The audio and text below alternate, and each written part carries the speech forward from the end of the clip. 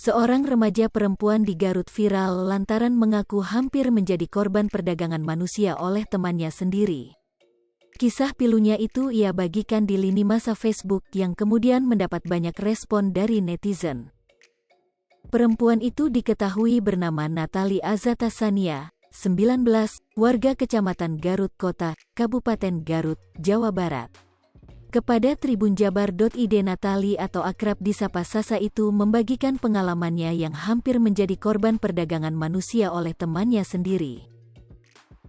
Kejadian itu bermula saat dirinya diajak bertemu dengan teman laki-lakinya berinisial YR, 29, di alun-alun Garut pada tanggal 18 April tahun 2022 malam. Awalnya janjian mau cot, dia jual topi sama aku nunggu di alun-alun Garut kebetulan dekat rumah, tapi dia gak ngaret, baru datang jam 10 malam, ujarnya saat diwawancarai tribunjabar.id, Selasa, tanggal 3 Mei tahun 2022. Setelah pertemuan itu Sasa mengaku tidak diizinkan pulang oleh teman laki-lakinya itu dengan alasan sedang menunggu teman perempuan lainnya. Tak lama kemudian ia dibawa menuju arah Simpang 5 menggunakan motor YR. Malam itu menurutnya hujan deras turun di kawasan tersebut. Aku sama si YR itu terpaksa berteduh ya, di daerah Gordah pinggir jalan, malam itu hujan gede banget, ucapnya. Saat itulah menurutnya, YR mulai bersikap cabul kepadanya dengan berani meraba-raba bagian tubuhnya. Ia yang merasa risih kemudian mencoba menghindar saat YR mulai melakukan perbuatan bejatnya. Aku terus menghindar dari dia, terus menghindar, duh kok dia kayak gini, akhirnya tangannya diam setelah aku berontak, ucapnya.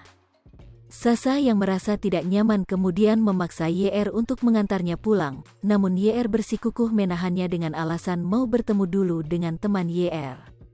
Selang beberapa waktu menurutnya, mulailah ia curiga dengan gelagat YR. YR menyuruhnya untuk berfoto dengannya, kemudian foto tersebut dikirimkan ke salah satu temannya di WhatsApp. Terjadilah obrolan antara YR dan temannya itu. Dia kan chatnya pakai voice note ya, aku dengar dia bilang ke temannya gini, yuh aya awewe alus, ini ada perempuan bagus. Terus aku dengar dia bilang harganya 300.000, aku kaget dan takut waktu itu, ungkapnya. Setelah hujan reda, akhirnya Sasa dibawa ke kawasan Simpang 5, di tempat itu YR menunggu kedatangan temannya yang sudah melakukan. Hai pemirsa Sri Popo TV, jangan lupa komen, like, dan subscribe, serta tonton terus berita